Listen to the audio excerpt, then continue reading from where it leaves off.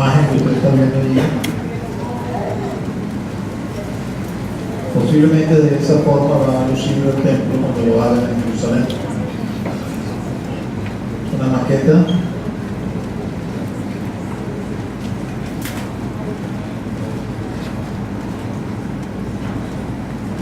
No olvide que, función de lo que conocemos de las Escrituras, debe ser reconstruido un tercer templo, puesto que mucho de lo que va a suceder ya en el último tiempo acontece justo en este lugar. Así que los judíos se están preparando. De hecho, eso lo tomé de una página judía, donde desconocedores ellos pueden que dar la profecía bíblica con respecto a Jesús, pero conscientes de que Jerusalén es la ciudad de Dios y que de allí se adora al Señor a través del templo, publicaron esto con una frase abajo que decía: viene pronto, ¿no? No estamos nosotros esperando el templo, estamos esperando al Señor. El Señor viene pronto, en efecto, para buscar a su pueblo. Pero también sabemos, por lo que dice la Escritura, que esto tiene que pasar primero. Así que ellos están aventajados. Este modelo lo toman ellos de lo que dice Ezequiel, una vez se lo están inventando. En función de la descripción de ese tercer templo que está en Ezequiel, hablan a propósito de esta distribución que usted está viendo ahí. Así que de aquí a poco, mis amados, si resultara que el Señor lo llame antes a su presencia, pues no se preocupe, porque la iglesia va a resucitar y gobernaremos desde Jerusalén, y entonces verá el templo, porque allí va a estar nuestro Señor. Nuestro Señor va a gobernar a Jerusalén, a gobernar el planeta Tierra desde Jerusalén. Allí en el templo, el lugar santísimo, literalmente será el lugar de su trono, y la iglesia gobernará con el Señor. Pero, mis amados, para poder llegar allá hay que entender lo que somos. Y si bien es cierto que la Escritura nos da varias definiciones, vamos a decirlo así, o varios calificativos, yo quiero tomar uno para la mañana de hoy, ya tarde, y que disertemos un poco acerca de eso y aprendamos, ¿no? He querido llamar la prédica del día de hoy peregrinos y extranjeros. Tiene su rostro, vamos a orar. Padre, en nombre de Jesús, en el nombre que es sobre todo nombre, venimos ante tu presencia, agradecido por esta oportunidad que tú nos das de estar aquí, Señor. Agradecido, Señor, por la oportunidad, Señor, que nos das de poder estudiar tu palabra y aprender de ella, Señor. Te doy gracias, Señor, por cada uno de los presentes. Tú les has convocado el día de hoy, Señor, y por eso se encuentran aquí, Señor. Luego, que tú desciendas sobre nosotros, Señor, y nos hables. Espíritu Santo, toma esta palabra, toma este logos, y por tu poder transfórmalo en un reino para nuestras vidas. Que no vuelva a ti vacía, Padre, sino que en conformidad con el propósito que envías tu palabra, haga en cada uno de nosotros. Y se transforme en vida y vida en abundancia. Reprende al maligno, Señor, al malo, échalo fuera, Señor. Llévate su distracción, llévate, mi Dios, su engaño, Señor. Llévate, mi Dios, la posibilidad de que no comprendamos, Señor, y de esta forma la semilla se ha quitado. Antes bien, Señor, que esa semilla prospere en nuestro corazón y dé fruto, Señor, conforme a tu deseo y designio para nosotros, en el nombre de Jesús. Amén. Primera de Pedro 2:11 dice: amados, yo os ruego, como a extranjeros y peregrinos, que os abstengáis de los deseos carnales que batallan contra el alma. Pedro llama a la iglesia, o a nosotros, pues, como miembros de la iglesia, extranjeros y peregrinos.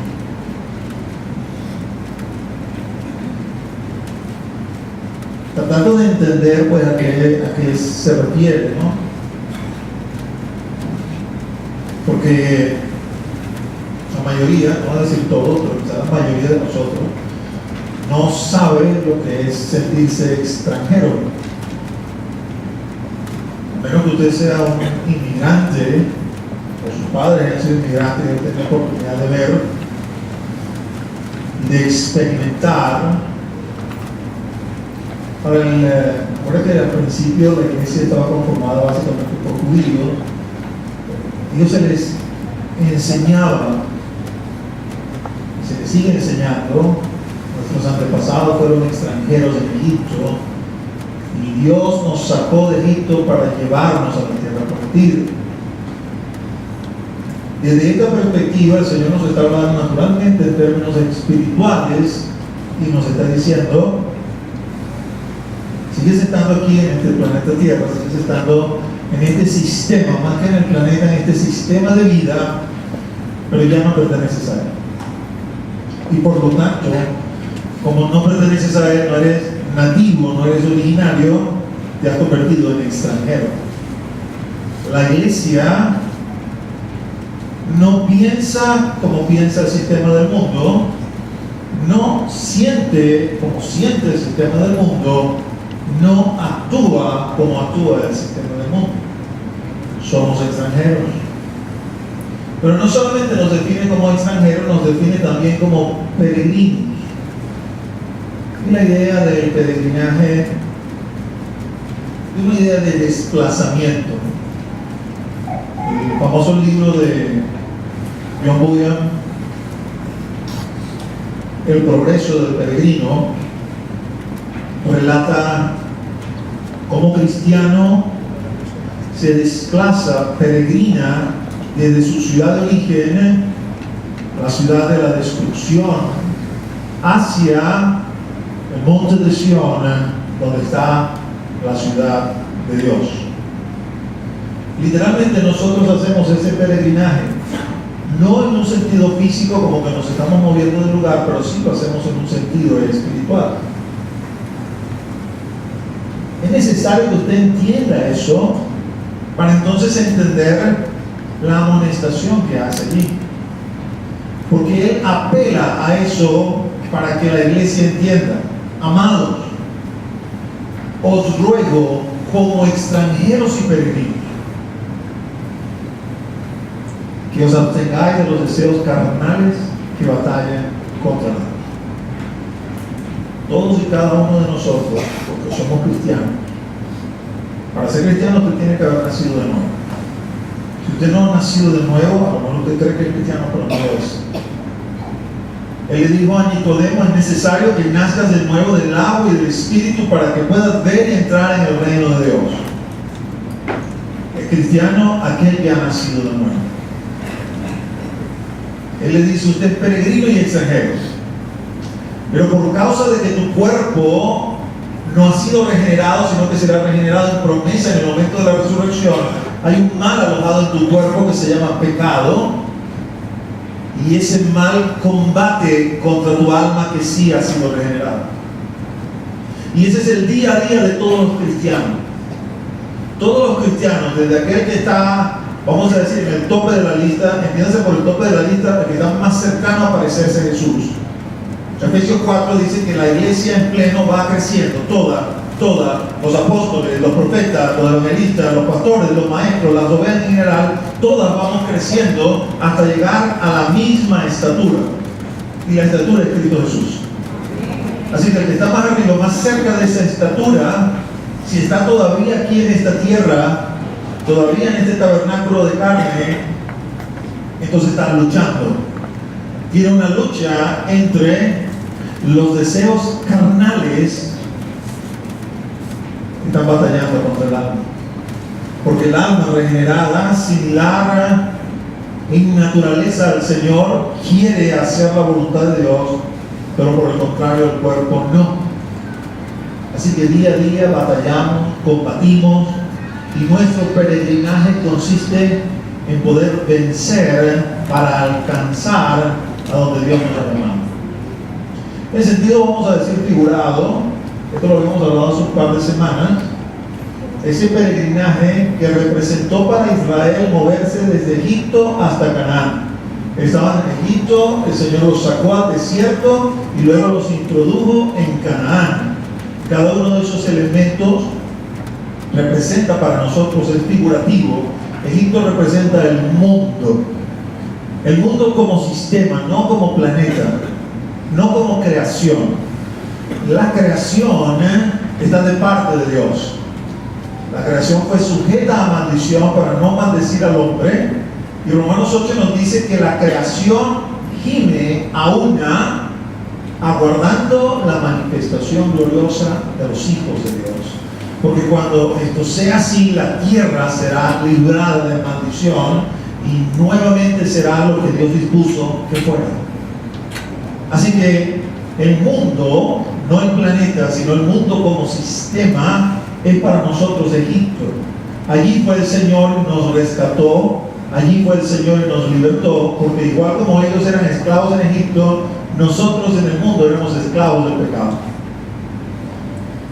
Si usted es franco y sincero con usted mismo, usted podrá identificar en su vida al menos uno. No voy a decir mucho, la mayoría de nosotros identificaremos mucho, pero supongamos que usted no es de la mayoría, usted es de esos virtuosos o virtuosas, pero le aseguro que por lo menos uno va a conseguir donde usted era esclavo, y por más que usted se esforzaba por vencer algo como eso, una y otra vez allí estaba cautivo. Tuvo que intervenir el Señor para que el Señor le libertara. El Señor, al igual que ellos, nos saca, nos promete la tierra que fluye de leche y miel, pero nos saca al desierto. Esa es nuestra condición actual. Estamos peregrinando, estamos en el desierto. En el desierto somos libres, pero estamos expuestos. Porque como en el desierto todavía estamos en este tabernáculo de carne, mientras estemos en este tabernáculo de carne estamos sujetos a la tentación. Por lo tanto, aunque soy libre en Cristo, estoy expuesto. En el desierto pueden pasar tres cosas. Número uno, usted es esforzado y valiente y hace su peregrinaje en conformidad con lo que Dios ha determinado y finalmente alcanza aquello para lo cual fue alcanzado y lo que le espera en la corona de vida. Lo segundo es que usted quede postrado en el desierto. Viene la tentación, viene la lucha, viene la prueba, viene la situación y usted no resiste y queda postrado en el desierto. En el caso del peregrinaje real de Israel, pues los que quedaban postrados en el desierto, todo el mundo los veía y todo el mundo sabía quién quedaba postrado en el desierto, porque literalmente se morían, físicamente hablando, y había que enterrarlos. Y por lo tanto allí quedaban en ese desierto ese poco de muertos. La Escritura habla que cuando ellos salen de Egipto, eran más de 600,000 hombres mayores de 20 años que podían sacar espada. Eso se estima una población aproximadamente de 3 millones de personas, calculando a un promedio de 5 por cada uno de esos 600,000, vamos a ponerlo en 600. De esas 3 millones, vamos a quitar la mitad que sean menores de 20 años, tenemos 1,5 millones. De ese 1,5 millones de almas, 2 solamente entraron a la tierra prometida. Naturalmente ellos procrearon en el desierto y se levantó una generación nueva, y cuando entraron eran tantos como los que habían salido en cantidad numérica, pero de la perspectiva de los que salieron, solamente 2 entraron. Los demás quedaron postrados en el desierto. Y salvo Moisés, que no lo enterró nadie, sino que lo enterró Dios, a todos los demás ellos tuvieron que enterrarlo. Ahora, la figura del que queda postrado en el desierto en este peregrinaje es más difícil, a menos que el Señor le dé discernimiento a uno, es más difícil de determinar. Porque el que queda postrado en el desierto sigue viniendo a la iglesia. El que queda postrado en el desierto sigue asistiendo a la iglesia y sigue participando en la iglesia. Como realmente no nos estamos moviendo de un sitio a otro, no es que se queda atrás físicamente, sino que se queda atrás espiritualmente. No se va al mundo, no regresa a Egipto, que sería la tercera posición, sino que se queda. Piensa que está bien, cree que está bien y no sabe que está postrado en el desierto. Es como que si estuviese enterrado allí. No avanza, no camina, aunque asiste, participa, hace. Y entiéndame, no tiene que ser necesariamente uno que esté sentado allí, puede ser también el que está predicando. Porque el que está predicando solamente es un instrumento en las manos de Dios. No es el poder lo que nos da a conocer, es el fruto lo que nos da a conocer. Por sus frutos los conoceréis. Así que esa posición de quedar postrado en el desierto o de volver atrás, de regresar al mundo, son las que nos presenta Apocalipsis cuando le habla a la iglesia de la Odisea. En la iglesia de la Odisea le dice: tú tienes tres posiciones cuando estás en el desierto. Una, eres caliente. Esa es la que yo quiero, que seas caliente. Porque los calientes son los de la semana pasada. Sin santidad nadie verá el rostro del Señor. Están buscando la santidad porque quieren entrar, porque han entendido que el Señor no va a correr la nube, que el Señor no va a meter la basura debajo de la alfombra, sino que está buscando que seamos santos para poder ver su rostro. Luego están los tibios, que no se van de la iglesia, se quedan en la iglesia, pero están postrados en el desierto. No están creciendo, no están avanzando, espiritualmente están allí siempre de la misma estatura, nunca van más allá, caminan por emociones, es que no siento nada, es que no pienso nada, es que... Y luego están los fríos, agarraron su pecho y se regresaron al mundo. Tanto los tibios como los fríos el Señor los aborrece, porque el Señor nos ha llamado a cada uno de nosotros para que seamos calientes. Y nos ha dado el poder para ser calientes. Porque Él nos escogió, porque Él nos llamó. Así que teniendo eso en mente, vamos a leer Hebreos 12, versículos 1 y 2. Hebreos 12, versículos 1 y 2. Por tanto, nosotros también, teniendo en derredor nuestro tan grande nube de testigos, despojémonos de todo peso y del pecado que nos asedia, y corramos con paciencia la carrera que tenemos por delante, puestos los ojos en Jesús, el autor y consumador de la fe, el cual, por el gozo puesto delante de él, sufrió la cruz, menospreciando lo propio, y se sentó a la diestra del trono de Dios. Y yo quisiera, pónganle el siguiente lámina, que brevemente nosotros examináramos estos 4 puntos de esos 2 versículos. Y cuando hablamos de tan grande nube de testigos, yo voy a aconsejar lo siguiente.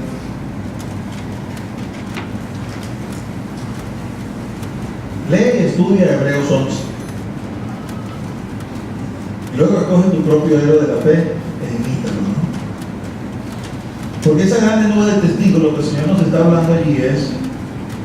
Hebreos 11 habla de los héroes de la fe y describe algunos de ellos. Todos ellos ya no están, ya se fueron con el Señor. Pero sin embargo, el autor recoge sus testimonios para decir, puesto que tenemos tan grande nube de testigos, son hombres y mujeres que ya hicieron la carrera y alcanzaron la meta. Es la manera del apóstol decirnos: si ellos pudieron, tú también puedes. Porque el Espíritu que les ayudó a ellos también te ayuda a ti. Pero lo que también notas en Hebreos 11 es que ellos pagaron un precio. Y aquí es donde entramos en confusión, porque has escuchado tantos mensajes de que la salvación es gratuita, de que tú no tienes que hacer nada para ser salvo, que lo confundes con la santificación. Claro, para ser salvo, tú no necesitas otra cosa sino creer. Todo aquel que creyere e invocar el nombre del Señor será salvo. No es un creer intelectual, es un creer que nace en el corazón y que solamente lo ve Cristo. Porque el ser salvo es una acción del Espíritu Santo donde tú naces de nuevo. Yo te puedo llamar acá y tú puedes hacer una oración de fe, pero si esa oración no nace realmente de tu corazón, eso es simplemente una frase bonita que tú dijiste allí y eso no hace absolutamente nada. Quien produce el nuevo nacimiento es el Espíritu Santo dentro de tu vida. Así que tú lees ese capítulo y te das cuenta las cosas grandes que ellos hicieron, pero te das cuenta también que pagaron un precio. Y entonces Él viene puesto que tenemos tan grande nube de testigos. Tú puedes coger un héroe de la fe de la Biblia, pero yo quiero que cuando tú hagas eso, tú pienses un poquito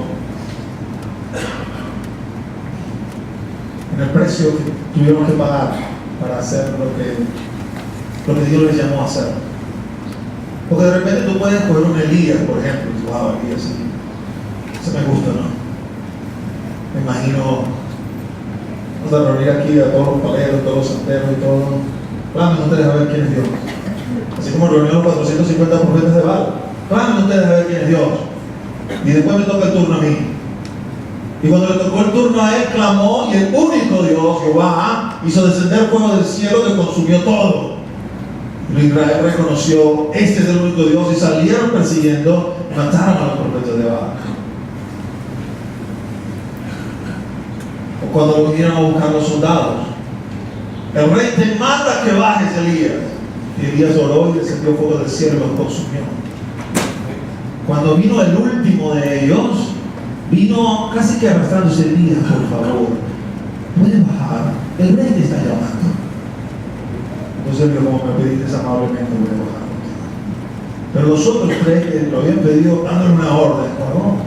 Y tú dices, oh, para Dios, tengo unos cuantos en mente que la quiero de corazón. Yo quiero ser así como ese hombre que decía, mire, Jehová, cuya presencia estoy. Pero después que haya leído esa parte, vamos a decir, la parte de su cerebro, por decirlo de alguna manera, era la parte del precio que hubo que pagar. Elías se vestía con piel de camello, ¿no? Nada de ropa fina, nada de ropa que le calzara bien el cuerpo, no, una ropa tela de camello, una tela áspera. Él comía miel y langosta silvestre. No era la langosta que vamos a comer una langosta viaja para Paraguay, que ustedes le sacan un ojo de la cara por comerse la langosta. No, el insecto ese pelo horroroso que anda por ahí, eso es lo que comía.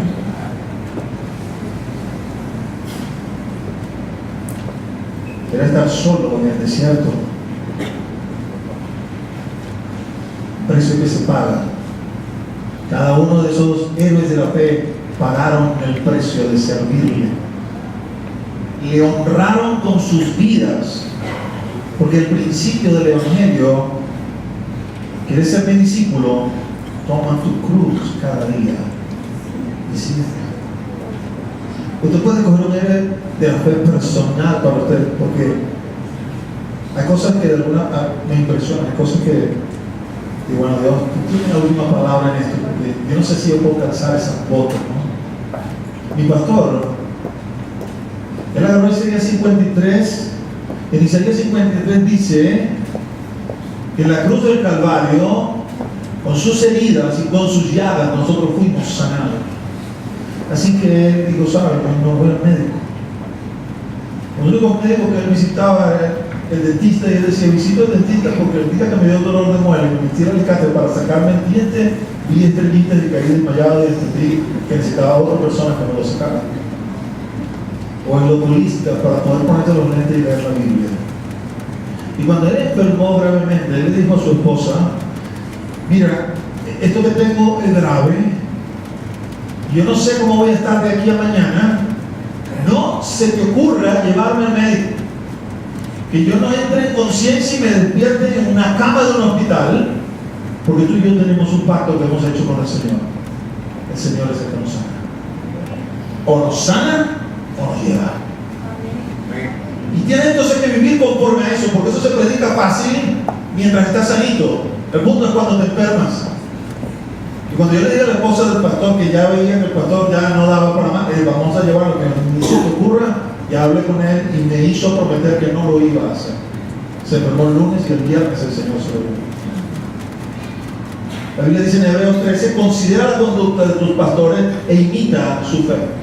Como pastores no hacemos todo bien, eso es totalmente cierto, pero esa parte que sí se hace bien para darle gloria al Señor, eso tiene que imitarse. Sirven también libros de testimonio. Para eso sirven los libros de testimonio, por cierto. Si tú consigues un libro de testimonio que evidentemente la persona se está dando gloria a Dios, bota ese libro, no sirve. Tiene que darle gloria a Dios. Y tiene que mostrar el sacrificio, el precio que se paga por servirle a Él.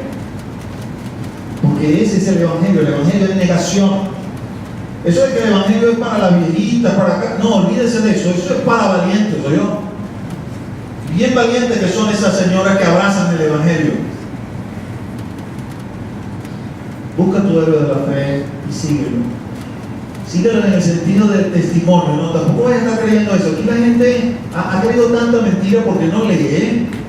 Ay, no, mi tío se murió y está ahorita en el cielo y de allá me cuida.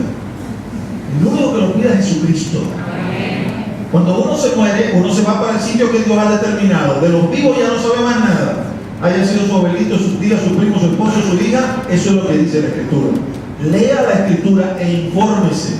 No crea todo cuento de camino que oye solamente porque la persona que lo dice, usted lo tiene en estima o en respeto. No. Vaya a la Escritura y lea usted mismo. Cuando él está hablando de esta nube de testigos, no está realzando sino su testimonio. Ellos no pueden hacer nada por nosotros más allá de decir con su testimonio de vida: esto es lo que hice, el Dios que me ayudó a mí también te va a ayudar. Y ahí uno se alienta, se llena. Despojémonos de todo peso y del pecado. Vamos a siguiente, por favor.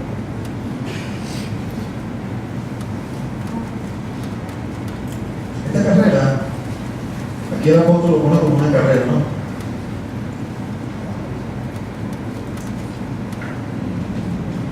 Una oportunidad, vi una película.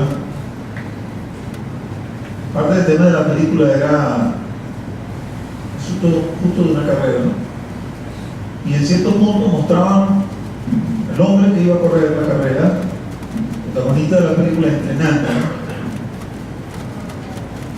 Y el entrenador se le montaba arriba de caballito y lo hacía correr arriba de una colina. Luego bajar y después volver a subir. Y el hombre estaba reventado. Y él le decía: tienes que correr con este peso. Cuando estés en la carrera, y ya obviamente yo no voy a estar encima de ti, te vas a dar cuenta como sin el peso corres más ligero, vas más aprisa. Él nos manda, hay que despojarse del peso y hay que despojarse del pecado. Es comprensible lo del pecado, ¿no? Lo del pecado tiene que ver con la inmoralidad sexual, los vicios, tiene que ver agarro los 10 mandamientos y los leo, no estoy violentando los 10 mandamientos, que estoy mal.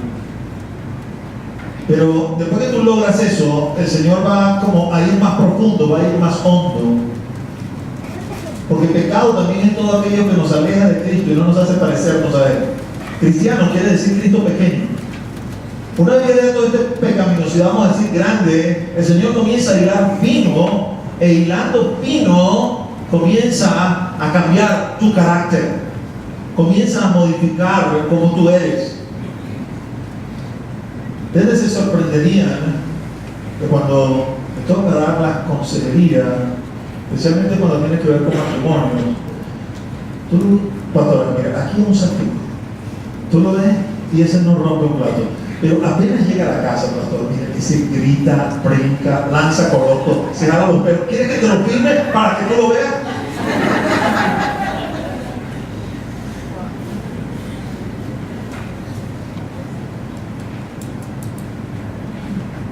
¿Qué nos parecemos a Cristo allí? Cristiano, Cristo pequeño. La gente tiene que ver y dice: oye, tú eres hermano de Cristo porque te pareces a Él. ¿Por qué? Cristo pequeño, nos parecemos a nuestro Señor en el carácter. Nos parecemos a el Señor en lo que somos. Y Él va trabajando en nosotros, Él va trabajando en nosotros. Y peso, en este caso obviamente algo espiritual, tiene que ver con aquello que nos estorba para correr, que no es necesariamente pecaminoso, pero nos estorba para correr. Dios tiene demandas generales para cada uno de nosotros, que están en la Escritura, pero luego tiene demandas individuales por cada uno de nosotros, en función del trabajo, del ministerio que nosotros tenemos.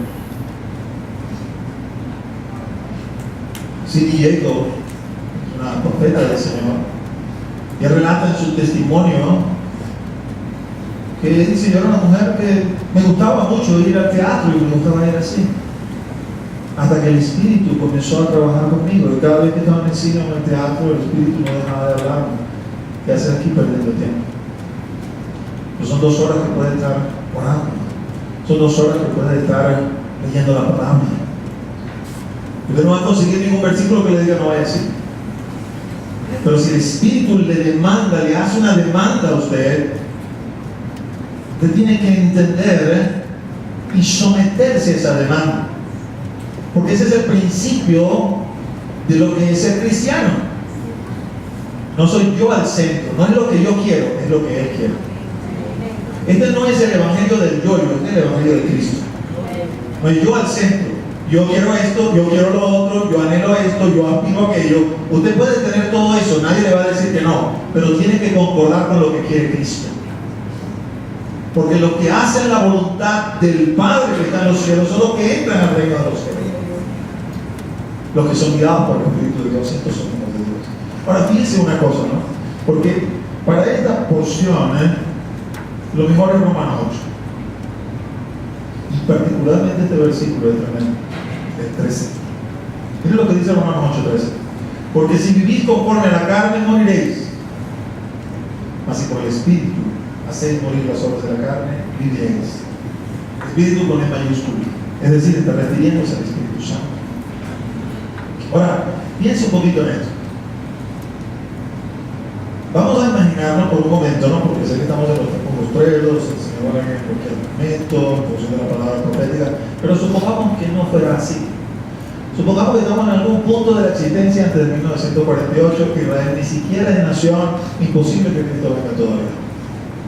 Y usted y yo formamos parte de esa generación. Solamente póngase hipotéticamente en esa posición. ¿Alguno de ustedes cree que no va a morir? Usted se porta bien o se porta mal, igualito se va a morir. Porque hoy en día alguien puede decirme, no, yo aspiro no a morirme, yo aspiro a ser de esos que vean, gloria a Dios, aspira así. Acuérdense que tiene que pasar por la gran tribulación, es todo lo que lo es. Pero, supongamos que esa no es la situación, sino que la situación es que Cristo no viene aún, no hay mucha palabra profética para cumplirse, así que todos nosotros sabemos que nos vamos a morir. Seamos cristianos o no seamos cristianos, seamos parte de la iglesia o no seamos parte de la iglesia, nos vamos a morir. ¿Por qué insistes tanto en eso, pastor? Para que entienda lo que está leyendo. Porque ¿qué sentido tiene que me diga, porque si viví conforme a la carne, moriréis, si me voy a morir de todas maneras? Porque no está hablando de la muerte física. Está hablando de lo que posteriormente Juan va a definir en el Apocalipsis 20, la muerte segunda, la muerte espiritual. Y le está diciendo a la iglesia, iglesia, si vives conforme a la carne, vas a morir. Y eso, mis amados hermanos, es una palabra que tiene que producir miedo en nosotros. Miedo, literalmente miedo en nosotros. Y antes de que usted venga con toda la parte de la psicología, de que el Señor, que no se le teme, al Señor sí se le teme. Porque Él es fuego consumidor, dice la Escritura. Y el principio de la sabiduría es el temor al Señor, de que el Señor no se va a tragar sus palabras en el tiempo postrero, sino que el Señor las va a sostener y las va a cumplir. Así que cuando usted lee palabras como eso, el miedo le arropa, y así sea al principio por miedo, usted comienza a acercarse, porque nadie se quiere morir, nadie quiere la muerte eterna. Y en ese acercarse usted comienza a conocer el amor de Dios.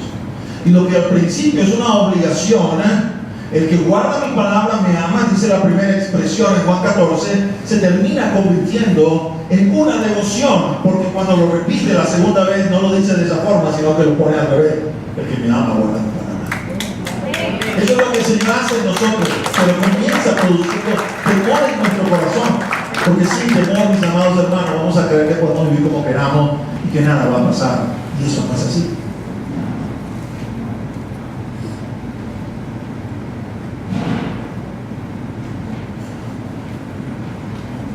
A veces, la mayoría de los que están acá, algunas personas asistentes regulares, pero otros son miembros. Yo lo considero la congregación que el Señor me ha dado. Y a mí yo les hablo de esta forma. Y estoy convencido de que Dios va a hablar a ustedes y que para ustedes hay cosas mejores, para nosotros hay cosas mejores.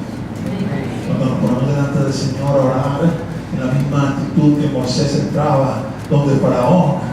Y cuando Faraón comenzó a soltar, bueno, vete solamente con los hombres, no, tú estás equivocado. Aquí van los hombres, las mujeres, los animales. No se queda ni una pezuña aquí en Egipto. Todos salimos a orar al Señor.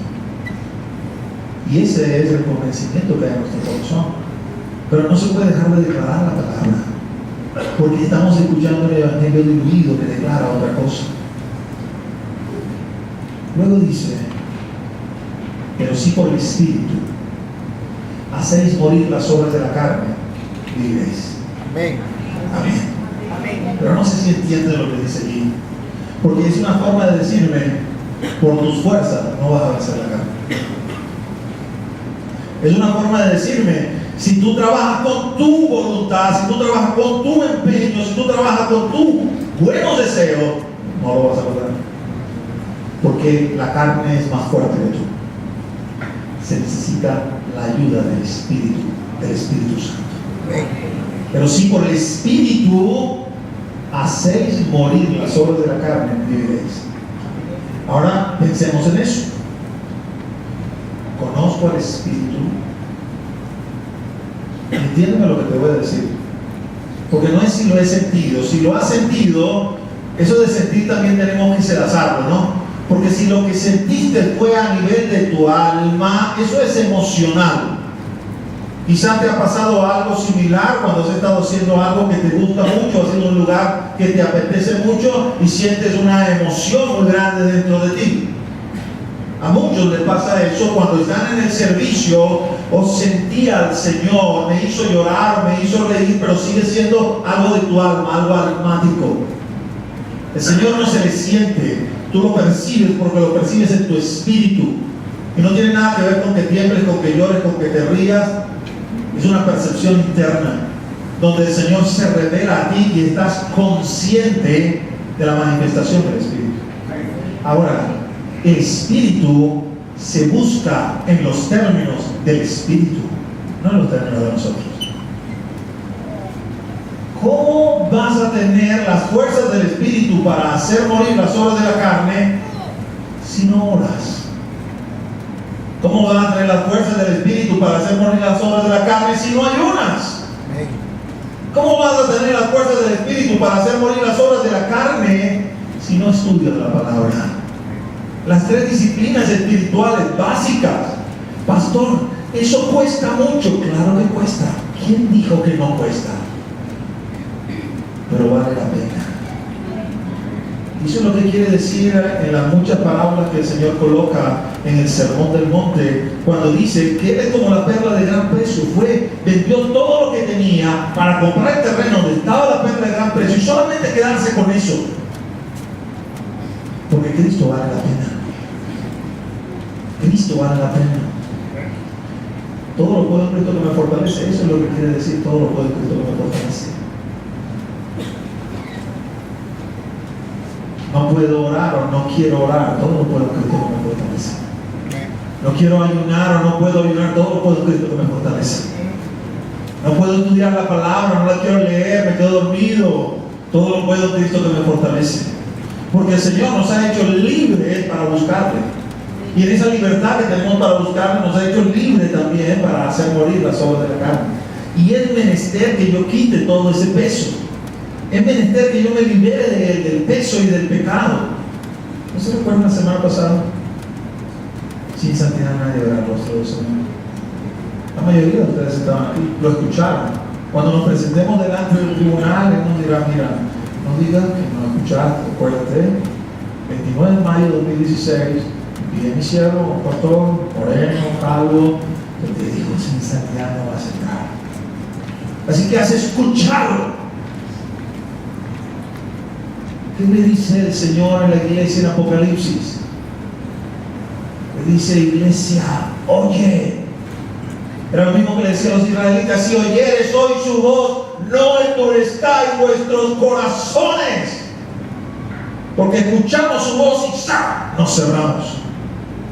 Porque ya yo tengo mi concepto, ya yo tengo mi opinión, ya yo tengo mi parecer, ya yo he tomado una decisión. Y déjame decirte algo, eres libre de eso. Libre de eso. Pero las decisiones que tomamos tienen sus consecuencias. Y así como tomo mis decisiones, debo asumir sus consecuencias, porque me será demandado. Luego dice, corramos con paciencia la carrera. Muchos aquí piensan que la carrera es una carrera de velocidad que se termina en 10 segundos. Amados, Definitivamente el estar sentados acá da testimonio de que ninguno de nosotros somos el ladrón en la cruz. De cierto te digo que hoy mismo estarán conmigo en ella. El Señor ha determinado para nosotros el tener que correr esta carrera, y esta carrera es un maratón. Un maratón. Hebreos 6:12 le dice el apóstol a los judíos que eran cristianos, a fin de que no os hagáis perezosos. Diplomáticamente le dice, no seas flojo, sino imitador de aquellos que por la fe y la paciencia heredan las promesas. Él viene hablando, léete todo el 6 para que vea, porque le mete una exhortación tan grande. Le dice, mira, si ya tú gustaste los deleites del siglo venidero y te vuelves atrás, no hay más sacrificio para ti. Estás irremisiblemente perdido, porque es imposible que Cristo se sacrifique por una segunda vez. Pero después que le ha dicho eso, le dice, pero ya, aunque les hablo de esa manera, yo estoy de ustedes convencido de cosas mejores que tienen que ver con la salvación. Y concluye diciéndole, esto te lo he hablado para que no te hagas perezoso, porque es un camino que puede hacerse cansón. Pero quizás esa similitud con los maratonistas es interesante, ¿no? Porque a lo mejor tú no conoces el trasfondo de un maratonista, solamente lo ves corriendo allí y llegan, algunos llegan serenitos, otros llegan con la lengua afuera, pero llegan y usted lo ve, oh, qué tremendo, ojalá yo un día corriera. A lo mejor usted no estoy pensando en mí, pero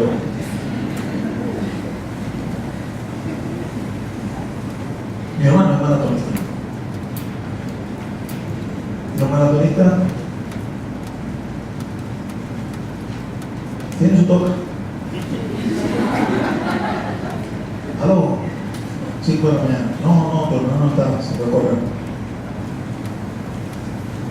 Mira, ¿por dónde tú corres cuando tú estás haciendo tu ejercicio? Mira, si vamos a correr maratón, tenemos que hacer ejercicio 3 o 4 meses antes, tengo que estar entrenando. Y entrenarnos es que de repente, bueno, vamos a La Guaira y estamos corriendo desde Macuto hasta los Caracas, de los Caracas para Macuto, o si no, nos vamos al lado y nos vamos por el camino de los españoles hasta arriba y llegamos hasta el ferry, por el hotel y volvemos a bajar corriendo todos los días, con el único propósito de llegar al día, correr maratón y aguantar los 42 kilómetros. Mire, humanamente hablando, tenemos que admitir, eso lo hablo, es una persona disciplinada. Es una persona que se ha propuesto una meta y la quiere alcanzar, y el sacrificio que tiene que hacer para alcanzarla lo va a hacer. Es una persona que busca de manejar equilibradamente su familia, pero entiende también que tiene que hacer sacrificios con su familia. Eso entra en el marco de la Escritura, ¿no? Porque aquí a veces queremos poner la familia por encima casi de Dios. Cuando Jesús lo vinieron a buscar y le dijeron, tu madre y tus hermanos te están buscando, él agarró y les dijo, porque todo el mundo quizás pensaba, va a dejar el mundo y se va a ir a atender a su mamá y a su hermano porque lo están buscando. No, él aprovechó para dar una lección. Y les dijo, ¿quién es mi madre y quiénes son mis hermanos? Aquellos que hacen la voluntad de mi Padre que está en el cielo. Eso es mi madre y son mis hermanos. Y él estaba diciendo, los vínculos consanguíneos se acaban en la tumba. El vínculo que permanece es el vínculo espiritual. Si mi mamá y mis hermanos, como en efecto lo hicieron luego, Santiago y Judas, epístolas que están escritas, son hermanos del Señor, terminan aceptando mi mensaje y terminan entrando por esta vía, ellos son entonces mi madre y mis hermanos, porque juntos estaremos cuando venga ese tiempo postrero. Cuando venga ese tiempo, si yo allá, cuando venga el destino, que para ellos fue Canaán, para nosotros es milenio y luego la eternidad.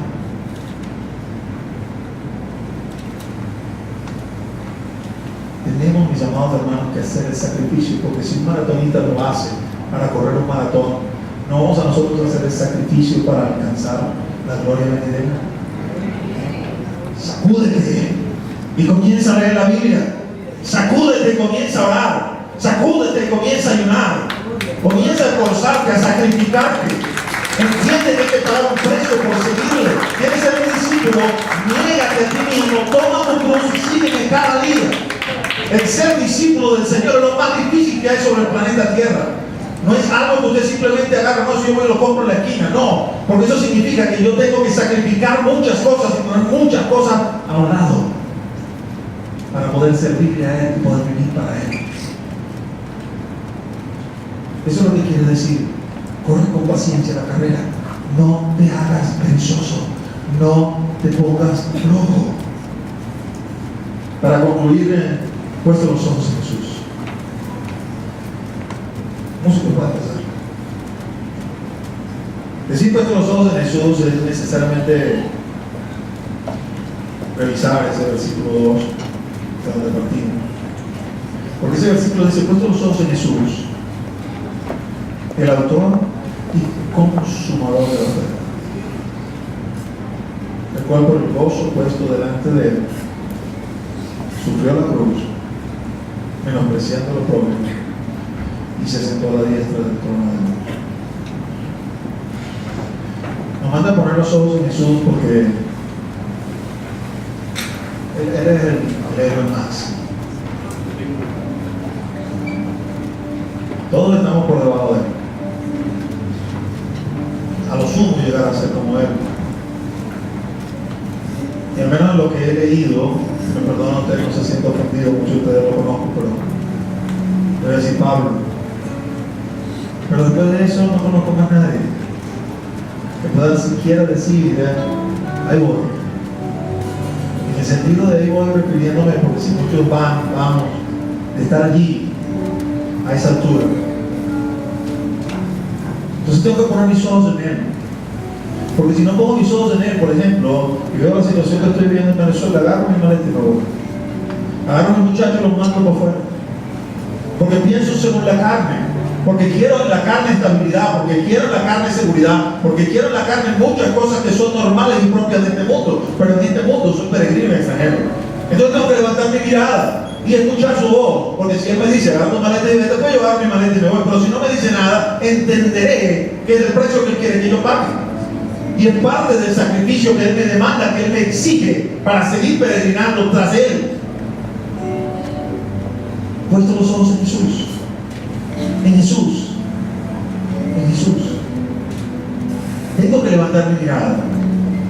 Vamos a decir a los hermanos de Colosas. Le decía: tú que has resucitado, levanta tu mirada y mira a Cristo que está en los cielos.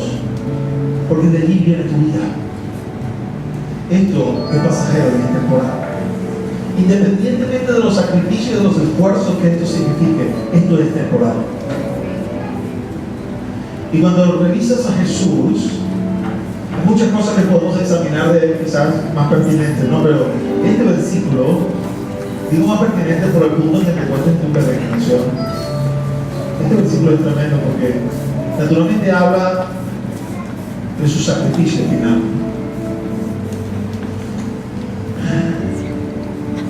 Por el gozo puesto delante de él. Quizá la iglesia ha abusado de esto, porque se nos ha hablado tanto de este gozo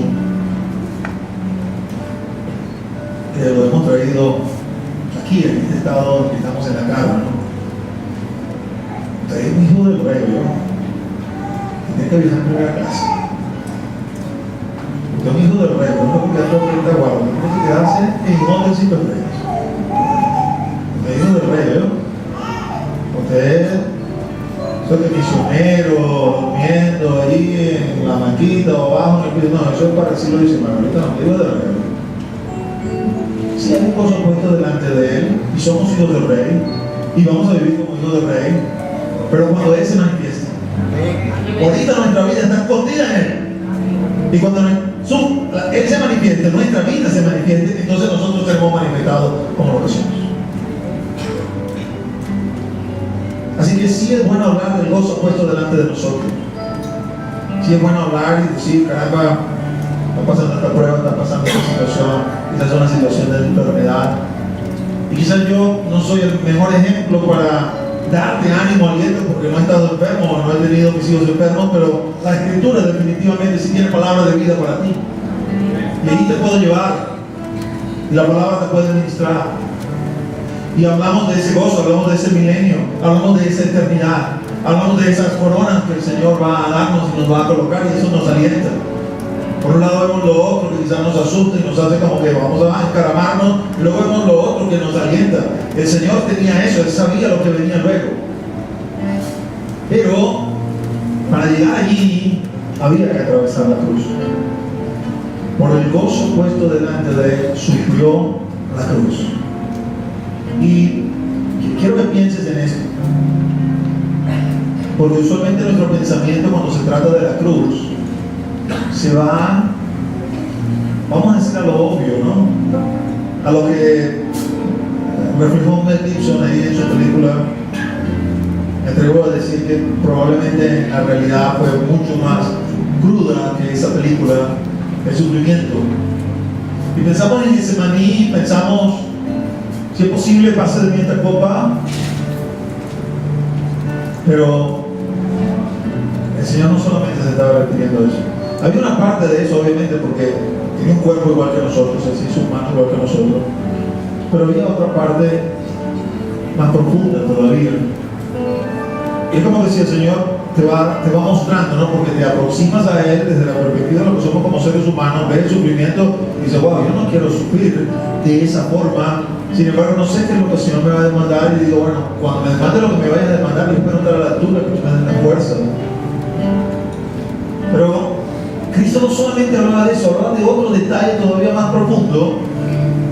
Es un detalle que quizás se nos escapa, porque muchos de nosotros, y me perdonan que le digan esto, no tenemos realmente vida en el Espíritu.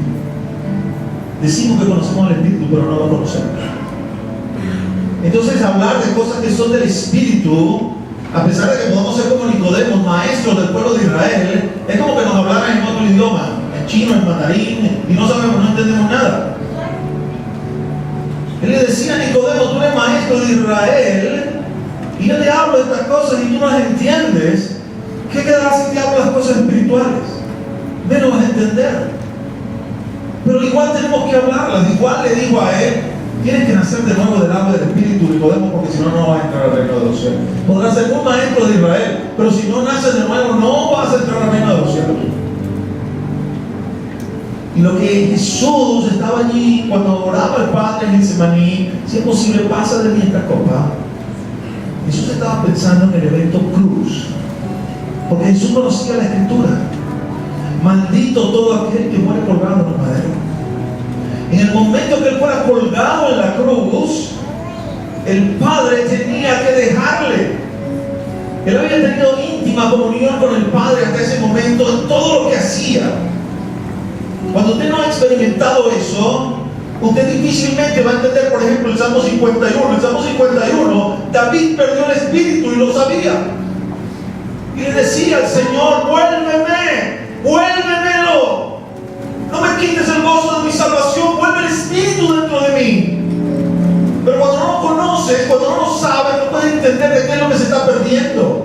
Pero es necesario conocerlo si eres parte de la iglesia, porque es el Espíritu el que imparte vida. Sin el Espíritu tomamos decisiones equivocadas, decisiones erradas. Cada vez que estamos sometidos a presión, escogemos mentir, escogemos irnos por otra senda, por otros caminos, porque estamos bajo presión. Pero cuando estás bajo presión tienes el Espíritu te ayuda a sostenerte. Y él sabía y entendía, Padre, voy a estar en esa cruz y tú me tienes que dar la espalda, porque tiene que cumplirse toda la justicia. Y sobre la hora del mediodía, eso de que se puso oscuro y todo, era parte del clamor de la tierra, porque el Hijo de Dios estaba colgado en el madero. Y la tierra estaba gimiendo. Se oscureció a las 3 cuando murió, se abrió la tierra y un gran terremoto. El Padre le dio la espalda.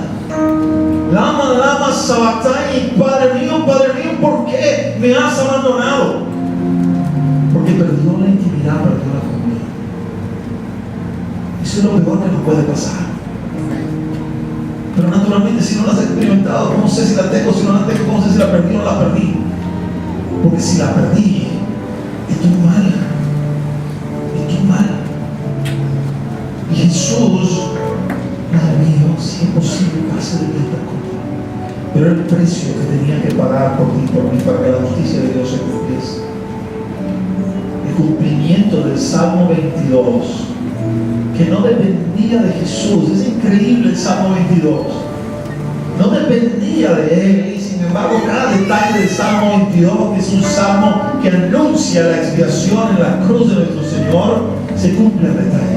El sufrimiento de Jesús es tan grande al haberse alejado del Padre y llevar toda la carga de pecaminosidad sobre nosotros, que literalmente su corazón se derrite. El precio que tuvo que pagar para que tú y yo estuviésemos hoy aquí sentados fue muy grande. Es algo que no podemos despreciar. Es algo por lo cual vale la pena esforzarse. Después que todo lo pasado, la Escritura dice, se sentó a la diestra del trono de Dios. Déjame decirte una última cosa, hermano y hermanos. Dios tiene un plan contigo. Y ese plan conlleva una corona de vida. La Escritura te hace una advertencia y te dice, retén lo que tienes, que ninguno tome tu corona. Porque el Señor va a seguir haciendo lo que tiene que hacer. Si tú dices yo no voy, Él va a apartar y va a colocar a otro. Pero tú sabrás, en el tiempo postrero sabrás, eso me correspondía a mí y yo tomé decisiones equivocadas, yo tomé decisiones inciertas y ahora esto es lo que me está sucediendo, esto es lo que me está pasando. Porque Él viene con una claridad diáfana, valga la redundancia, para decirnos, vale la pena transitar este camino. Porque así como Él escuchó la voz del Padre, hijo mío, siéntate aquí a mi diestra hasta que yo ponga tus enemigos por el estrado de tus pies, es la misma voz que vamos a escuchar cada uno de nosotros. Habiendo terminado la carrera, habiendo guardado la fe, hijo mío, entra en el gozo de tu Señor. Sobre poco has sido fiel, sobre mucho te pondré. Ponte de pie, vamos a terminar.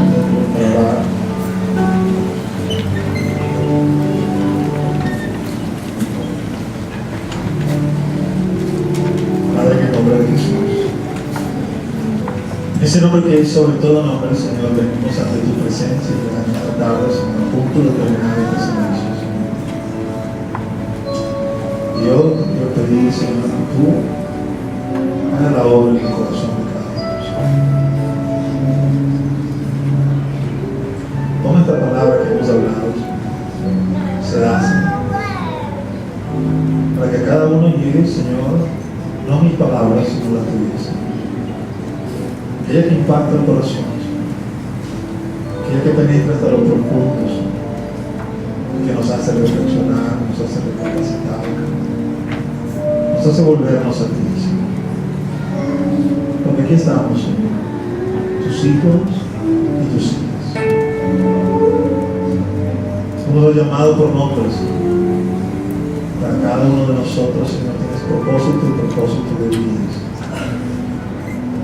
Ven, Señor Jesús, en esta tarde, Señor, y toma nuestros corazones. Inclina tu rostro allí mientras vamos adorando al Señor. El equipo de adoración puede comenzar a cantar. De allí, actitud de adoración, háblale a Él.